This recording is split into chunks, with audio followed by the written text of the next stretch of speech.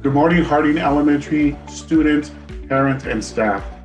Welcome to our first ever Dr. Martin Luther King Jr. virtual assembly. The purpose of today's virtual assembly is for hopefully you to get to know better who this great American hero was.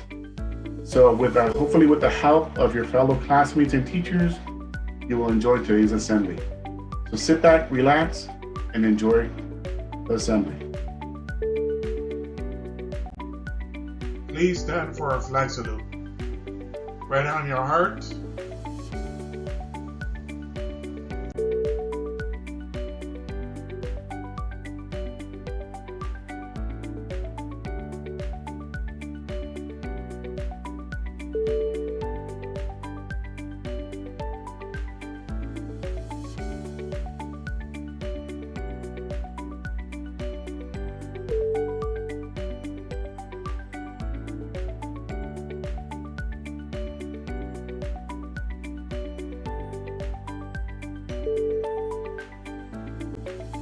Today we are going to learn about Martin Luther King Jr. Now you might be saying, I've seen that name before. I've seen it's part of a holiday. I've seen it's the name of a freeway. I've seen buildings, I've seen schools named with that name. So let's learn about this wonderful American.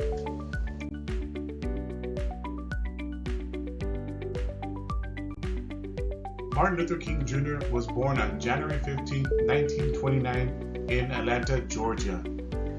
Did you know that when he was born, he was named Michael King Jr.? Well, you may be asking, when did his name change? Well, Martin Luther King Jr.'s dad was a Christian minister, and he had a strong faith. So in 1934, he went to a Christian conference in Germany, and he was so inspired by one of the Christian reformers of the past, a gentleman by the name of Martin Luther, that when he came back home from the conference, he changed young Michael King Jr.'s name and his name to Martin Luther King Sr. and Martin Luther King Jr. Here is a picture of Martin Luther King Jr.'s family. We have his father, Martin Luther King Sr., his mother, Alberta, his grandmother named Jenny. You have his little brother named Alfred, and in the middle is his big sister Christine, and at the far right end is Martin Luther King Jr. Now remember, Martin Luther King Jr. grew up in Atlanta, Georgia. When he was young, his mother was a choir director, so he used to sing in her choir, and he used to travel with her and sing in all different churches. He was very gifted. You can see here there's also a picture of his family home. And in this home, he was raised with a strong faith and to always believe to stand up for what he believed in. Dr. King's education. As a teenager, Dr. King attended Booker T. Washington High School. You might have heard of that name because there's also a school here in El Centro, an elementary school named Booker T. Washington also. Now, it's named after another famous African American. While he was at Booker T. Washington High School, he was known for being a gifted speaker and was part of the school's debate team. And he traveled with the debate team and he won many debate contests.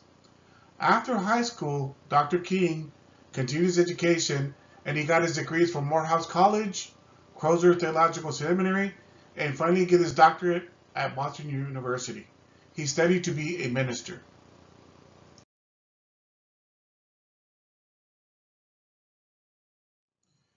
You might be wondering, if Dr. Martin Luther King was a doctor, did that mean he worked as a medical doctor in a hospital? That's a good question, but no. A doctorate is also known as a PhD, and it's the highest degree that anybody can receive. So, Dr. Martin Luther King got his doctorate in systematic theology, and thus he was formally named Dr. Martin Luther King Jr. Now, that same year that he got his doctorate, he also married Coretta Scott King, and they had their first child. One of Dr. King's earliest encounters with discrimination was when he was a junior in high school. He was with the debate team, and he had just won a contest in Dublin, Georgia. The debate team was coming back on the bus, and he was forced to stand up on the bus because he was African American. He said it was one of the angriest moments of his life. Part of the discrimination against African Americans was something called segregation. Segregation means separated by race. So that's where you would see buses where you had white people sitting in the front and African Americans in the back. You would have different drinking fountains for African Americans and for whites. You'd have different entrances to restaurants, to theaters. They would have to sit at different tables and counters in restaurants. All this was part of segregation during Martin Luther King's time.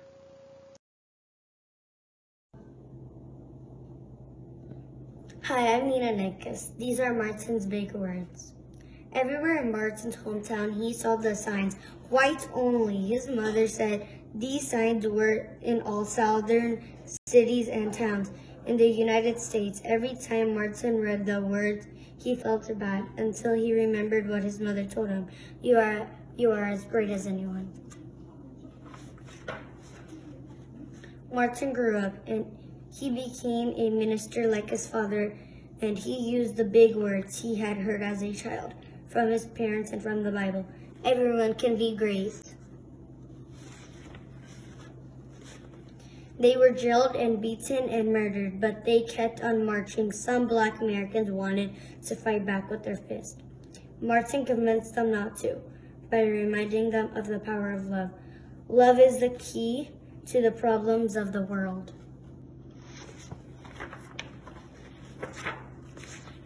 Freedom, peace. His big words are alive for us today.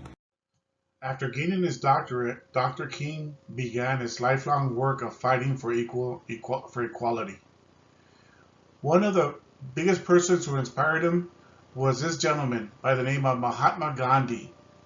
Gandhi was a civil rights leader in India, and he fought against discrimination through peaceful protest, which is what Dr. King also wanted to do here in America. Dr. King led marches and protests. He made many speeches, and he showed that change can happen without violence. He wanted to prove that discrimination can be heard without violence. Did you know that Dr. King was arrested 29 times while fighting for equality? Dr. King gave many speeches, but in 1963, he gave his most famous speech. On August 28, 1963, during the March on Washington in front of 250,000 people, that speech in 1963 in front of 250,000 people became known as the I Have a Dream speech. The speech shares the dream and vision that Dr. King had for an America where all people are treated with equality and respect. So if you ever heard that phrase, I have a dream, that phrase comes from the Dr. Martin Luther King speech. One of the most important spoken dreams of Dr. Martin Luther King Jr.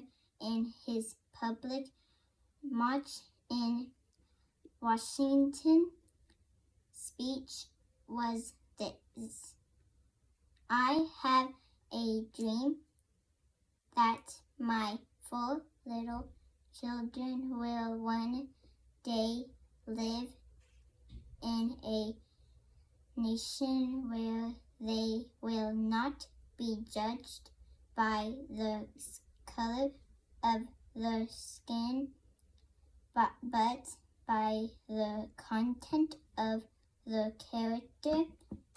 I have a dream today.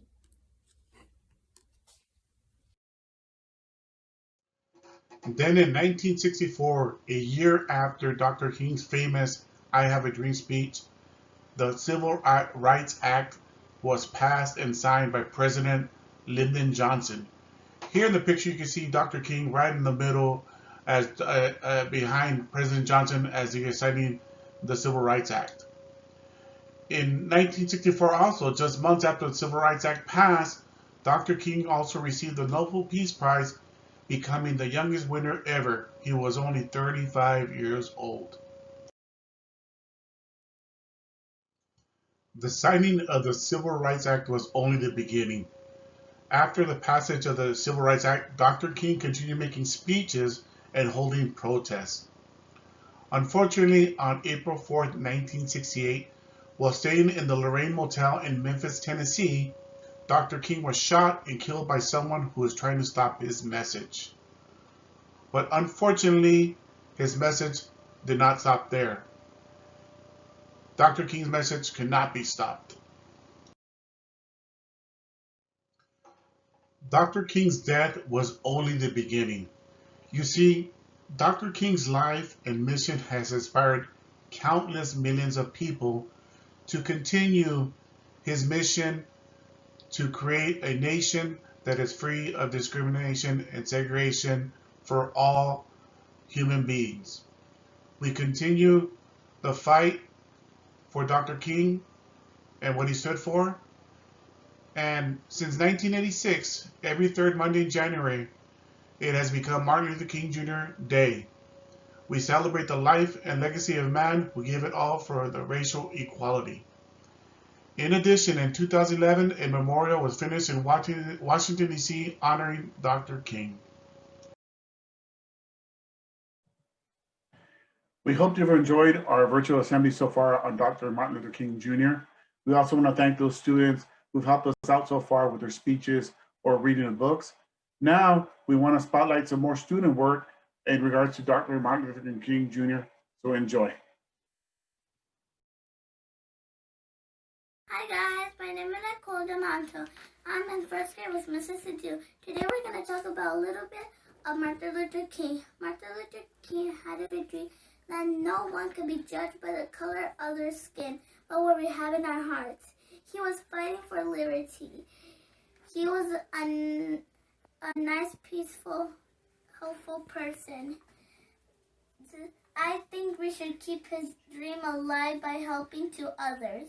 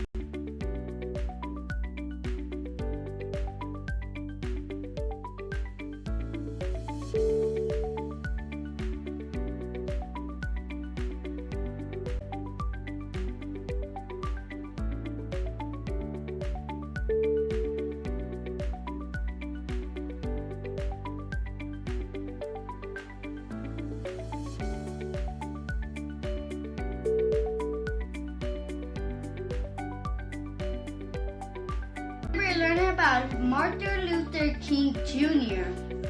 Martin Luther King Jr. was an American bastard, minister and leader of African American civil rights movements.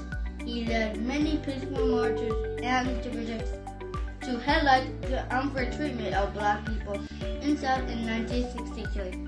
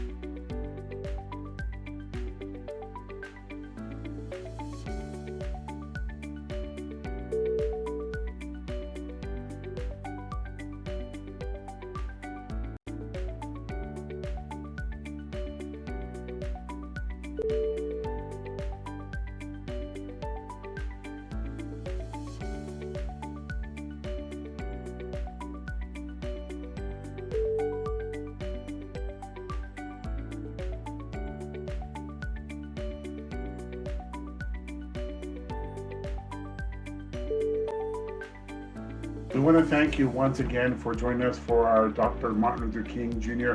Virtual Assembly. We also want to give a big thank to those students that participated by giving a speech or reading a book, and also for those who participated by submitting a drawing or creating a PowerPoint, and those classrooms that also had some activities in regards to Martin Luther King. Thank you for your participation. We want to leave you with a special treat. We're going to have one of our board members, Mr. Michael Minix. He will be reciting the whole I Have a Dream speech. So stick around for this and enjoy the special treat. Take care, everybody.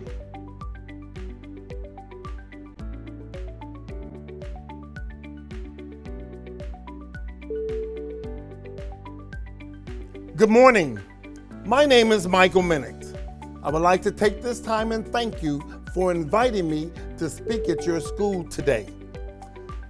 I am here to speak on the life of Dr. Martin Luther King Jr. Dr. Martin Luther King Jr. was born on January the 15th, 1929. If Dr. King was alive today, he would be 92 years old today. He was assassinated by James Earl Ray in Memphis, Tennessee. Dr. King's speech. I am happy to join you today in what will go down in history as the greatest demonstration for freedom in the history of our nation.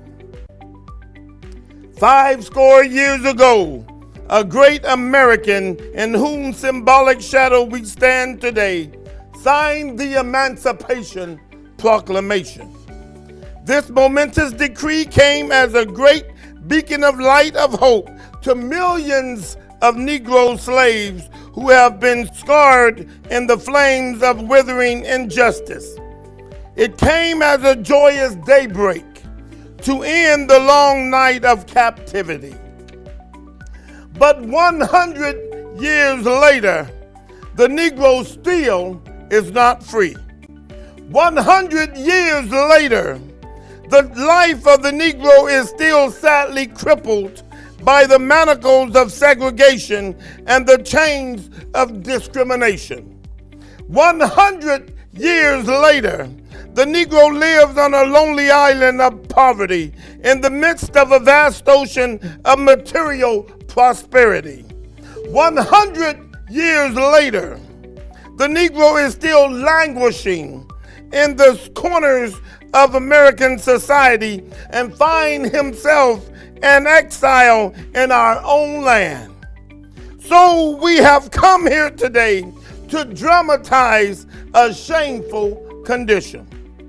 In a sense, we have come to our nation's capital to cash a check.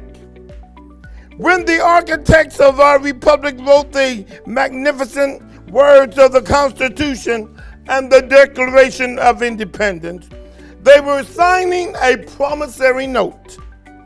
To go to every American was to fall heir.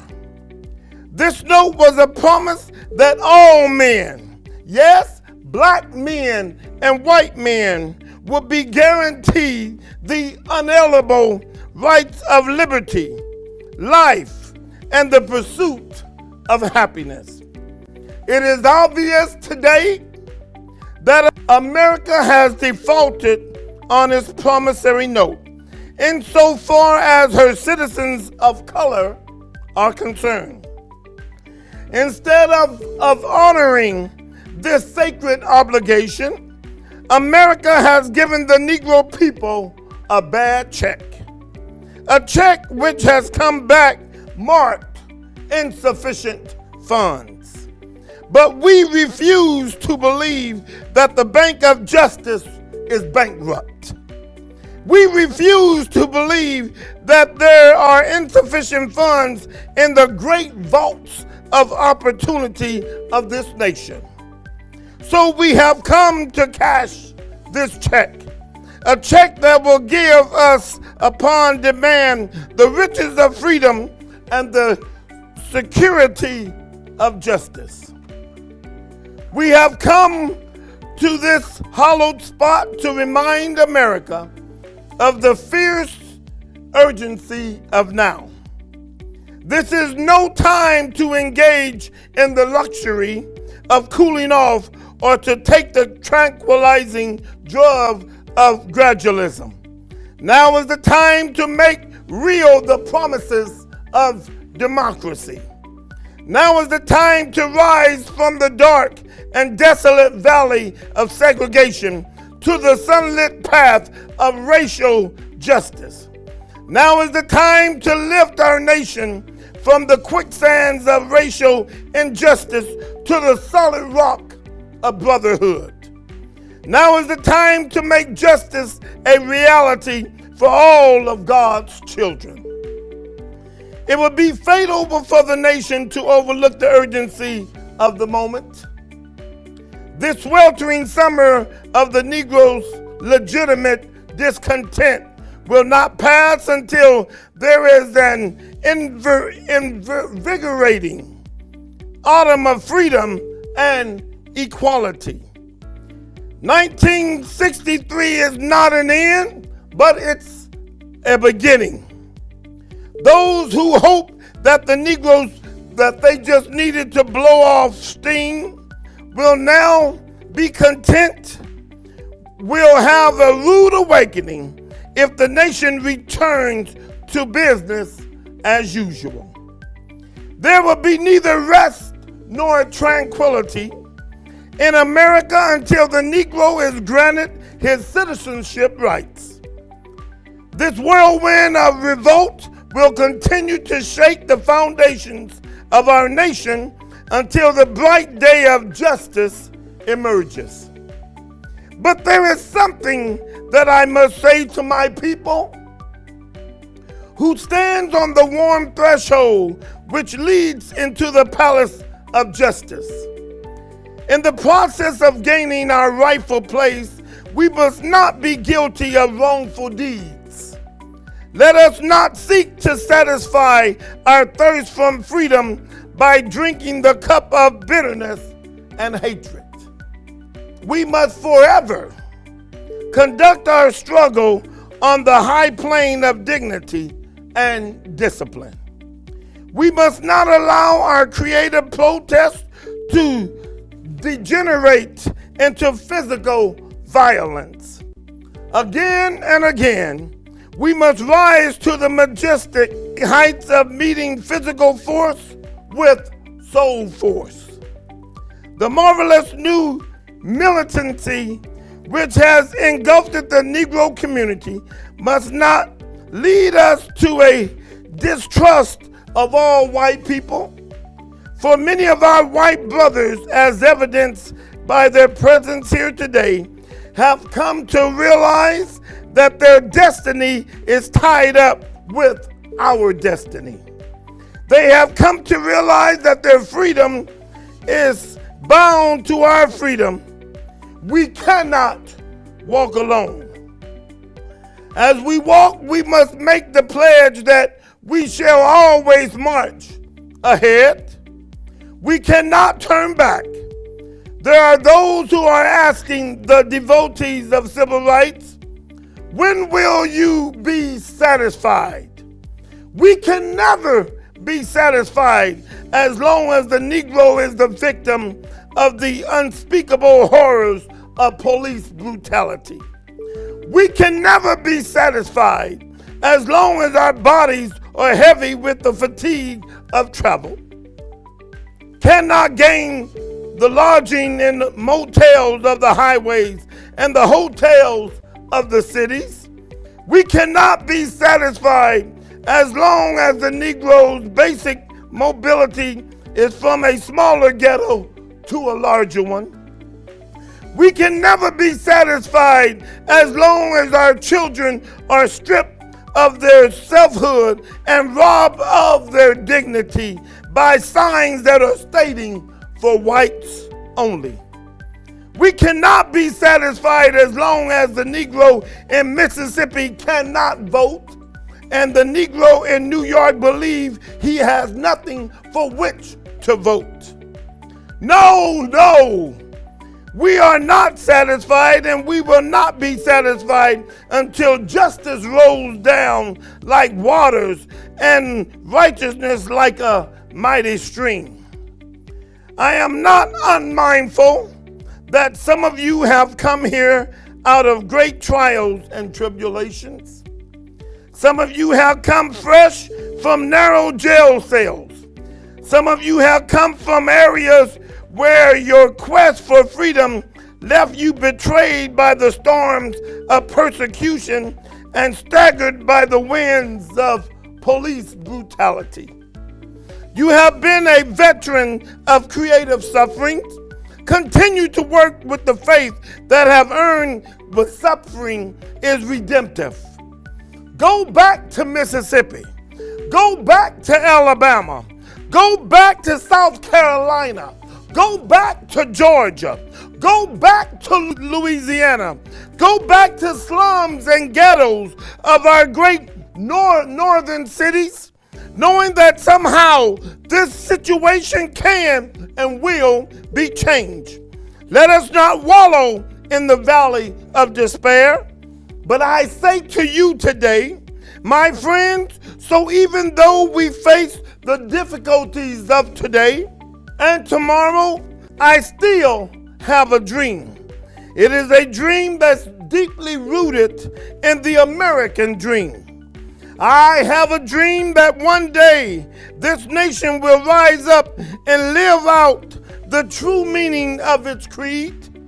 We hold these truths to be self-evident, that all men are created equal. I have a dream that one day on the red hills of Georgia, the sons of former slaves and the sons of former slave owners will be able to sit down together at the table of brotherhood. I have a dream that one day even the state of Mississippi, a state that's sweltering with the heat of injustice, sweltering with the heat of oppression, will be transformed into an oasis of freedom and justice. I have a dream that my 4 little children will one day live in a nation where they will not be judged by the color of their skin, but by the content of their character. I have a dream today. I have a dream that one day down in Alabama, with its vicious racist, with its governor that's having his lips dripping with the words of interposition and nullification, one day, right there in Alabama, little black boys and black girls will be able to join hands with white boys and white girls as sisters and brothers. I have a dream today.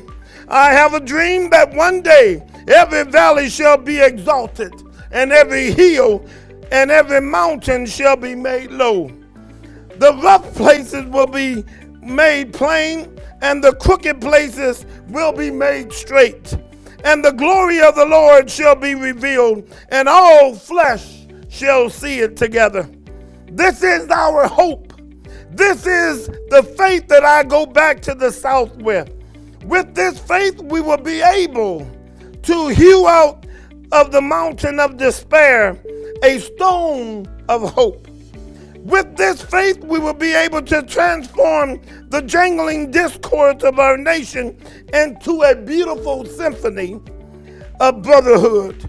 With this faith, we will be able to work together, to pray together, to struggle together, to go to jail together, to stand up for brother and for freedom together, knowing that we will be free one day. This will be the day when all of God's children will be able to sing with the new meaning, "My country 'tis of thee, sweet land of liberty, of thee I sing, land where my fathers died, land of the pilgrim's pride. From every mountainside, let freedom ring." And if America is going to be a great nation, this must become true. So let freedom ring from the prodigious hilltops of New Hampshire. Let freedom ring from the mighty mountains of New York. Let freedom ring from the heightening Alleghenies of Pennsylvania. Let freedom ring from the snow-capped Rockies of Colorado. Let freedom ring from the curvaceous slopes of California. But not only that, but let freedom ring from Stone Mountain of Georgia. Let freedom ring from Lookout Mountain of Tennessee. Let freedom ring from every hillside and every molehill of Mississippi. From every mountainside, let freedom ring. And when this happens, we will allow freedom to ring. When we let freedom ring from every village and every hamlet, from every state and every city, we will be able to speed up that day when all of God's children, black men and white men, Jews and Gentiles, Protestants and Catholics, will be able to join hands and sing in the words of the old Negro spiritual, "Free at last, free at last. Thank God Almighty, we are free at last." God bless you, and God bless America.